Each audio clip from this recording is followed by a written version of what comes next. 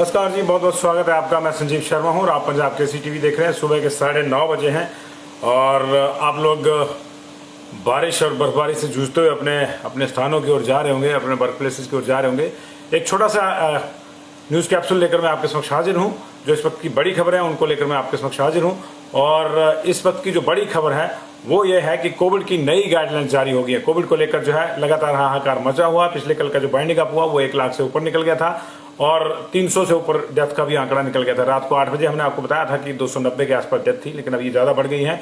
Omicron के cases भी बढ़ गए हैं। ऐसी स्थिति में केंद्र ने नई गाइडलाइन जारी करी है। क्या गाइडलाइंस है इसकी बात करेंगे। Summer closing school Himachal Pradesh में जो है उनकी छुट्टियों को आगे बढ़ाने या नहीं बढ़ाने पर आज फैसला हो सकता है। आज एक मीटिंग बुलाई गई है, इसकी चर्चा करेंगे। 1 करोड़ के गबन में पहली गिरफ्तारी हुई है, कहाँ ये गिरफ्तारी हुई है कहाँ नहीं, इसकी चर्चा करेंगे। प्रदेश में कोविड के सर्ज के मद्देनजर जो नया स्पाइक आ रहा है उसके मद्देनजर मेडिकल स्टाफ की छुट्टियों और तबादलों पर रोक लगा दी है। चाहे वो डॉक्टर्स हों, चाहे पैरामिलिट्री फोर्स स्टाफ के लोग, माफ कीजिए, पैरामेडिकल स्टाफ के लोग हों, चाहे नर्सेज हों, चाहे दूसरे हो, या आशा वर्कर या आंगनबाड़ी वाले जिनका सहयोग रहता है इसमें, सबकी जो है छुट्टियां और तबादले रद्द कर दिए गए। प्रदेश में 5 माह के बाद सबसे ज्यादा 500 केस आए हैं और एक्टिव मामले 1600 पार हो गए हैं। कांगड़ा सबसे ज्यादा परेशान है। 600 से अकेले एक्टिव केसेस 600 से ज्यादा जो है वहां पे हैं। और मल्टीटास्क की भर्ती पर अब सीएम का विशेषाधिकार समाप्त हो गया है। इसकी चर्चा करेंगे, क्यों हुआ है, क्या हुआ है, तमाम इन चीज़ों को लेकर जो हम चलेंगे। लेकिन सबसे पहले नई गाइडलाइंस की बात करते हैं। कोविड की नई गाइडलाइंस केंद्र ने जारी कर दी है। अब असिम्प्टोमेटिक यानी जिनको लक्षण नहीं है या जिनको हल्के लक्षण है उन लोगों को अपने घर पर 14 दिनों के बजाय सिर्फ 7 दिन क्वारंटाइन होना होगा। जी हाँ, पहले 14 दिन का क्वारंटाइन था, आइसोलेशन था, लेकिन अब अगर लक्षण नहीं है और यह हल्के लक्षण है तो 7 दिन ही आपको क्वारंटाइन रहना होगा। माना जा रहा है कि दुनिया भर में जो केसेज आ रहे हैं, देश में भी जो केसेज आ रहे हैं, उसके 60% अब ओमिक्रॉन वेरिएंट के हैं।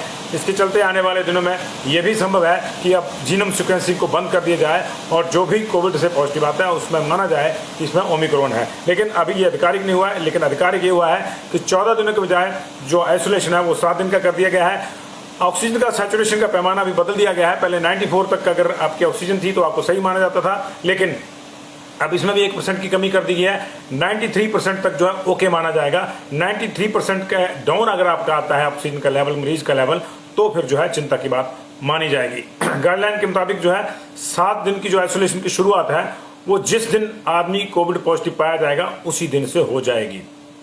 उससे पहले से नहीं मानी जाएगी, बाद से नहीं मानी जाएगी, उस दिन से ही मानी जाएगी। आइसोलेशन के दौरान अगर 3 दिन तक मरीज को बुखार नहीं आता है, लगातार 3 दिन तक बुखार नहीं आता है, यानी मान लीजिए आज कोई पॉजिटिव आया, आज कल उसको बुखार है, उसके बाद 3 दिन अगर लगातार उसको बुखार नहीं आता है तो 8वें दिन उसे कोरोना नेगेटिव माना जाएगा और उसकी जांच कराने की जरूरत नहीं होगी। दरअसल जैसे मैंने आपको बताया कि 60% ओमिक्रॉन के वेरिएंट माना जा रहा है जो अब केसेस आ रहे हैं उसमें, इसलिए जो है ये फैसले कुछ लिए गए हैं। होम आइसोलेशन को भी जो है नए सिरे से जांचा गया है। अगर डॉक्टर लिखित रूप पे ये कह दें कि होम आइसोलेट करना है, एसिम्प्टोमेटिक है, तो फिर होम आइसोलेशन होगी, अन्यथा जो है इंस्टीट्यूशनल आइसोलेशन होगी। यहाँ तक कि 60 साल के ज़्यादा के उम्र के जो बुजुर्ग हैं उनको भी अगर डॉक्टर कह दें तो उनको भी होम आइसोलेट किया जा सकता है। मरीज की देखभाल के लिए वही रूल रहेंगे, 24 घंटे उसके साथ जो है कोई व्यक्ति रहना चाहिए। और होम आइसोलेशन उन्हीं लोगों को दी जाएगी जहाँ पूरे परिवार के भी क्वारंटाइन की व्यवस्था होगी, क्योंकि उस दौरान जो है पूरे परिवार को भी बाहर नहीं निकलना है, ये कहा गया, क्योंकि 30 गुना ज़्यादा फैल रहा है देश में ओमिक्रॉन की वजह से कोविड।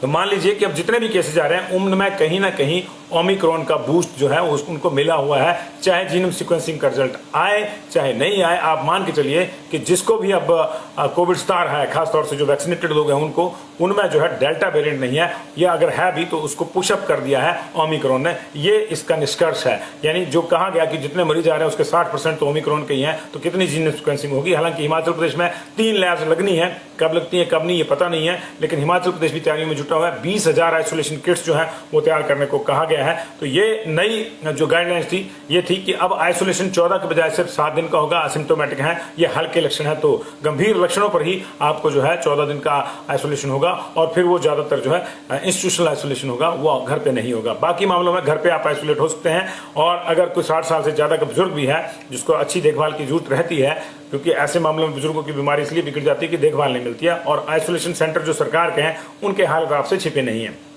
तो ऐसी स्थिति में आपको जो है प्रोटोकॉल का पालन करना है, और डॉक्टर अगर लिख के देता है तो उसको भी होम आइसोलेट किया जा सकता है। दुनिया की बात करते हैं। दुनिया में नए वेरिएंट ओमिक्रॉन के जो है ने चिंता बढ़ा दी है। 24 घंटे में दुनिया में कोविड के 25,76,874 मरीज आए हैं।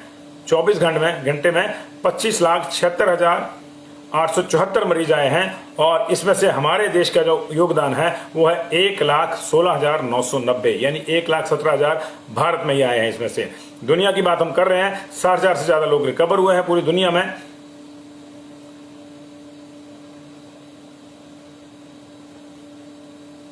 और माफ कीजिएगा 94,108 लोग रिकवर हुए हैं पूरी दुनिया में। तो ये दुनिया का आंकड़ा था। अब देश की बात कर लेते हैं। तीसरी लहर में पहली बार 1,16,990, 1,17,000 मान लीजिए इसको, पहली बार 1 लाख से ज्यादा केस आए। 302 मौतें हुई। कल रात को 8 बजे जब हमने बाइंड अप किया था, 8 बजे तक की डेट अपडेट आपको 9:30 बजे बुलेटिन में दी थी, तो तब ये 290 था आंकड़ा, लेकिन 302 मौतें हुई। 7 दिनों में 5 गुना रफ्तार से पूरे देश में केस बढ़े हैं। देश में जो है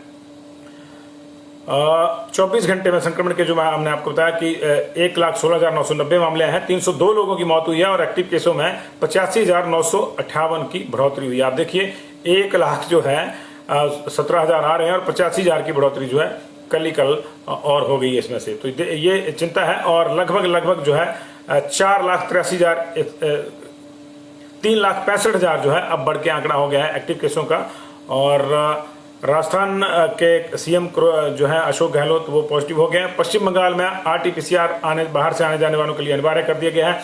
राजस्थान में 2656 लोग पॉजिटिव आए हैं। वहां पे 7,268 मरीजों का इलाज चल रहा है, कोई मौत नहीं हुई है। मध्य प्रदेश में 1033 लोग पॉजिटिव आए हैं। उत्तर प्रदेश में 3114 लोग पॉजिटिव आए हैं और 1 की डेथ हुई है। पंजाब में जो हमारा बिल्कुल एडजॉइनिंग सूबा है 2,379 लोग पॉजिटिव आए हैं। 2,379 लोग पॉजिटिव आए हैं और 121 ठीक हुए। 5 लोगों की मौत हुई है। हरियाणा में 2678 केस आए, 1 की डेथ हुई है। गुजरात में 4213 केस लोग नए आए हैं और वहां पे जो है अब 14,346 मरीज हो गए हैं टोटल एक्टिव केसेस वहां पे। छत्तीसगढ़ में 2400 लोग पॉजिटिव आए हैं। बिहार में 2379 लोग पॉजिटिव आए हैं। झारखंड में 3704 लोग पॉजिटिव आए हैं। अगर ओमिक्रॉन की हम बात करें, देश में पिछले 24 घंटे में 137 नए केस और जुड़े हैं और कुल मिला के 2880 केसेज हो गए हैं। 1121 ठीक हो चुके हैं। 1699 अभी भी एक्टिव है। सबसे ज्यादा केसेज जो है महाराष्ट्र में है। महाराष्ट्र में हालांकि कुछ रिकवरी भी हुई है। कल रात को ये 997 थी, अब थोड़ा घट गए हैं वहां पे, 876 है अभी वहां पे। और 465 दिल्ली में, 284 केरल में है, 236 राजस्थान में है, 226 कर्नाटक में है। महाराष्ट्र की अगर बात करें तो पिछले कल यहाँ 36,265 केस आए, जिसमें से 20,000 अकेले मुंबई के हैं। 13 लोगों की मौत भी हुई है पिछले कल। पश्चिम बंगाल में 15,421 केस आए हैं। 8,959 हो गया वहां एक्टिव केसेस का मामला और 19 लोगों की मौत हुई है। दिल्ली में 15,097 मामले आए हैं, 6 लोगों की मौत हुई है।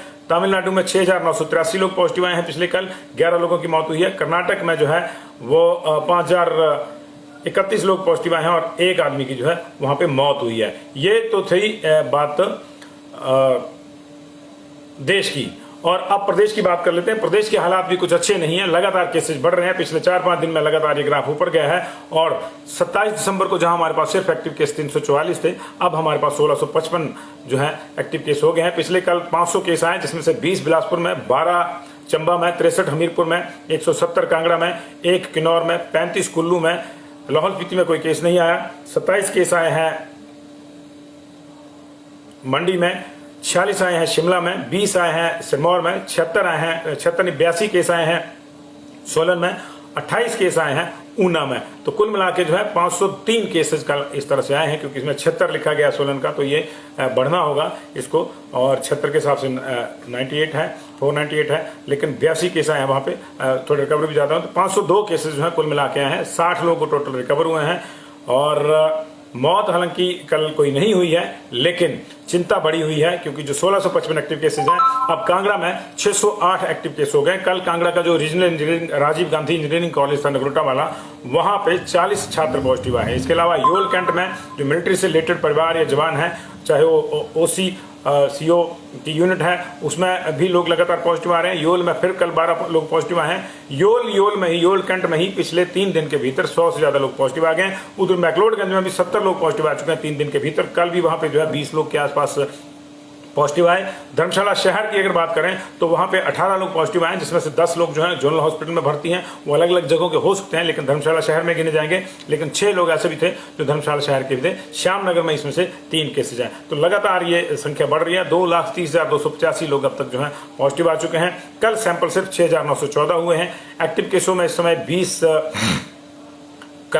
नए आने के साथ 74 हो गए बिलासपुर में, 37 हो गए चंबा में, 152 एक्टिव केसेज हैं हमीरपुर में, 608 कांगड़ा में है, 8 किन्नौर में, 89 जो है कुल्लू में है, 10 लाहौल स्पीति में है, 79 मंडी में एक्टिव केसेज हो गए, 204 शिमला में, 77 सिरमौर में, 209 सोलन में, 108 ऊना में। तो सोलन और शिमला ये 200-200 पार कर गए हैं। हमीरपुर 150 पार कर गया है, ऊना 100 पार कर गया है, और कांगड़ा जो है 608 एक्टिव केसेज के साथ टॉप पे चला हुआ है। और कांगड़ा में एक तरह से आप कह सकते हैं कि फिर से जो है कम्युनिटी स्प्रेड हो गया है। अब दूसरी खबरों की चर्चा करते हैं। आज ग्रीष्मकालीन स्कूल, जो समर क्लोजिंग स्कूल है, जिनको सोमवार से खुलना है, उनको लेकर जो है बड़ा फैसला हो सकता है, क्योंकि उनकी छुट्टियां 8 तारीख तक थी और उनको खुलना है। तो उनको खुलना है या नहीं खुलना है, इसको लेकर जो है 2 दिन से कवायद चली है। शिक्षा विभाग ने अपने तमाम डिप्टी डायरेक्टर्स और इन स्कूलों के प्रिंसिपल से जो है रिपोर्ट मांगी है। आज वो रिपोर्ट कंपाइल होगी, एक वर्चुअल मीटिंग भी होगी, उसके बाद ये फैसला लिया जा सकता है कि आगे क्या करना है। क्योंकि जो विंटर क्लोजिंग स्कूल है वो ऑलरेडी फरवरी तक बंद है। जो एकेडमिक कॉलेजेस हैं वो भी फरवरी तक बंद है। लेकिन जो टेक्निकल एजुकेशन के इंस्टीट्यूट हैं या फिर दूसरे जो प्रोफेशनल एजुकेशन के इंस्टीट्यूट है वो खुले हैं। और आपने देखा कि कल नगरोटा बगवा में यही हुआ। उधर एनआईटी हमीरपुर में भी 2 दिन के भीतर जो है 73 बच्चे जो है पॉजिटिव आ चुके हैं। तो एनआईटी को फिलहाल सील कर दिया गया। सील इसलिए करना पड़ा क्योंकि वहां पे 73 बच्चे पॉजिटिव आ गए। लेकिन अब टेक्निकल एजुकेशन के इंस्टीट्यूट को लेकर भी कोई ना कोई फैसला सरकार को करना पड़ेगा। हालांकि एनआईटी सरकार के सीधे हस्तक्षेप में नहीं है, लेकिन बाकी जगह पे है। चाहे वो सोलन की यूनिवर्सिटी, हॉर्टिकल्चर यूनिवर्सिटी वो खुली है, उसके तमाम कॉलेज जो है दूसरी जगह, जैसे हमीरपुर वाला कॉलेज है वो भी खुला है, एग्रीकल्चर कॉलेज खुला है, जितने बाकी टेक्निकल एजुकेशन के इंस्टीट्यूट हैं वो खुले हुए हैं। तो उनको लेकर भी कोई फैसला जो है आज हो सकता है। तो ये बड़ी खबर जो है इस पर नजर रहेगी दिन भर। और उधर सोलन के पशुपालन कार्यालय, जो डिप्टी डायरेक्टर का जो है पशुपालन कार्यालय, उसमें 99,71,00,000 रुपए के घोटाले के मामले में पहली गिरफ्तारी हुई है। कार्यालय में उस समय के कैशियर को गिरफ्तार किया गया है। हाई कोर्ट से अग्रिम जमानत उसकी रद्द होने के बाद ये गिरफ्तारी हुई है। इस मामले में 2 तत्कालीन सहायक निदेशकों को हालांकि अग्रिम जमानत मिल गई है, लेकिन विजिलेंस ने इस मामले में 2 सहायक उपनिदेशकों सहित एक कैशियर के खिलाफ मामला दर्ज किया था। तो एक गिरफ्तारी हो गई है।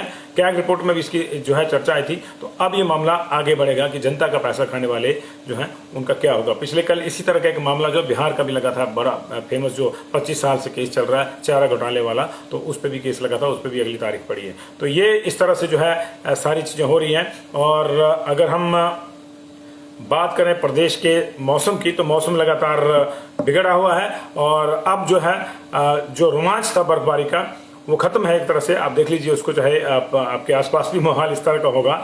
और अब जो है दिक्कतें शुरू हो गई हैं। लगातार बर्फबारी हो रही है। अगले 2 दिन तक यानी 8 और 9 तारीख तक जो है येलो और ऑरेंज अलर्ट जो है वो जारी किया गया है।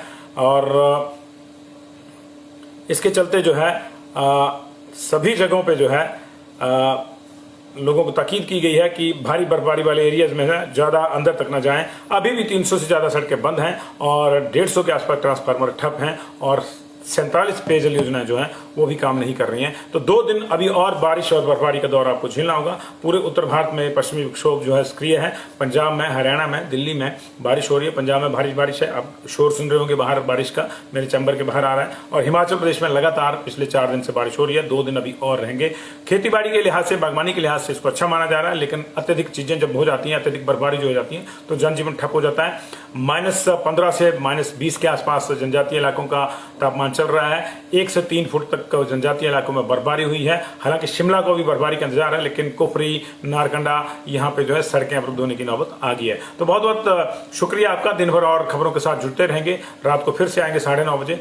जुड़े रहिए। इसको शेयर कर दीजिएगा। अभी की थी नई गाइडलाइंस सबके लिए जरूरी है, उनका पता होना चाहिए। दूसरा, हिमाचल प्रदेश में मेडिकल स्टाफ की छुट्टियां जो हैं और तबादले जो हैं वो उन पर रोक लगा दी गई है। एक मल्टीटास्क वर्कर वाला मामला जो है उसको लेकर भी एक नई डेवलपमेंट कल हुई है। कोर्ट में ये केस लगा था। मल्टीटास्क वर्कर का 8,000 भरने हैं, उसमें से 4,000 शिक्षा विभाग में ही है शायद, और ओवरऑल 8,000 में से 4,000 जो पोस्टें थी वो करुणामूलक आधार पर बनी थी, यानी मुख्यमंत्री को उसका जो अख्तियार दिया गया था क्लॉज 18 के तहत। लेकिन कल सरकार ने, क्योंकि मामले बहुत ज्यादा कोर्ट में चले गए थे, तो हाई कोर्ट में ये केस लगा, तो सरकार ने एडवोकेट जनरल के माध्यम से माना कि मुख्यमंत्री इस मामले में अपने विशेषाधिकार का इस्तेमाल नहीं करेंगे, यानी अब ये क्लॉज 7 के तहत होगी। एसडीएम की कमेटी के पास ही आपको जाना होगा, वहीं आपको एप्लीकेशन देनी होगी। दरअसल इस मामले में सबसे बड़ा पेच ये था कि क्लॉज 18 के तहत जो नियुक्तियां हो रही थी वो शुद्ध रूप से अपनों को रेवड़ियां बांटने वाली थी, भाई भतीजावाद वाला मामला था।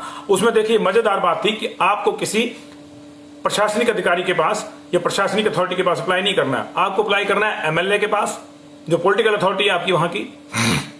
संवैधानिक पद है लेकिन एमएलए पॉलिटिकल अथॉरिटी है। और फिर भाई भतीजावाद का सबसे बड़ा जो उदाहरण है वो ये है कि या फिर अगर आपके इलाके में बीजेपी का एमएलए नहीं है तो आप उस आदमी को के पास अपनी एप्लीकेशन दें जो बीजेपी का टिकट पे चुनाव हारा हुआ है।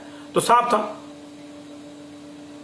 था कि भाई भतीजावाद चलना था। इसी बात को लेकर जब उस कैंडिडेट कोर्ट में गए, जब लगातार मामले आए, तो कोर्ट ने इन मामलों को इकट्ठा करके सुना और कल जब लगा एडवोकेट जनरल साहब को और सरकार को कि दिक्कत हो जाएगी, तो फिर उन्होंने कहा कि इस मामले में अब इस क्लॉज का इस्तेमाल मुख्यमंत्री नहीं करेंगे। तो बहुत बहुत शुक्रिया जी, सबकी नौकरी लगे और सब स्वस्थ रहें, सब सतर्क रहें। ये जरूरी है, आप घर से निकलें तो मास्क लगा के निकलें। घर के भीतर आपको मास्क लगाने की जरूरत नहीं है, लेकिन बाहर से कोई आता है तो उसको कहें कि वो भी मास्क लगा के आए, और तब फिर आपको भी मास्क लगाना है अगर बाहर से कोई आता है। तो यारी दोस्ती अपनी जगह, सुरक्षा अपनी जगह, अपनी सुरक्षा आपके अपने हाथ है। वो कहते हैं बस में भी लिखा होता है सवारी अपने सामान की खुद जिम्मेदार है। तो अब वो समय आ गया है कि आप अपनी स्वास्थ्य की सुरक्षा के लिए खुद जिम्मेदार हैं। तो आप मास्क लगा के रखिए, बच्चों को भी अपने को प्रेरित करिए, जिन जिन किशोरों का ड्यू है उनको वैक्सीनेशन करवाइए। 3 दिन से अच्छी वैक्सीनेशन हो रही है, कल भी 5000 के आसपास हुई है। इतनी ज़्यादा दुश्वारियां हैं मौसम की, इसके बावजूद आज भी वैक्सीनेशन हो रही है 2700 सेंटरों पर। तो लगातार वैक्सीनेशन हो रही है। जिसको वैक्सीन नहीं लगी है उसको थोड़ा ज़्यादा ख्याल रखिए। गर्भवती महिलाओं,